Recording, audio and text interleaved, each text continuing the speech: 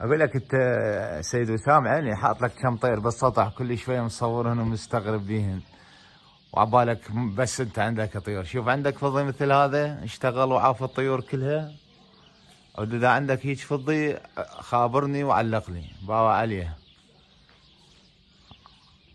عاف الطيور. ها شوف هذا واحد عايفه، شوفها، وهذا واحد هم عايفه قام يشتغل لوحده. شوفه بس شغله واحده باقيه بيه، بس الذيل ما مصفطه. وليش ما مصفطه؟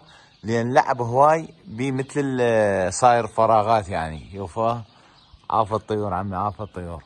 حاط لك كم طير كل شويه مصور، ومن البصره الفيحاء وما اعرف من خانقين. شوفه يعني شوفه، وهاي الطيور عافين وذاك يا الوحده.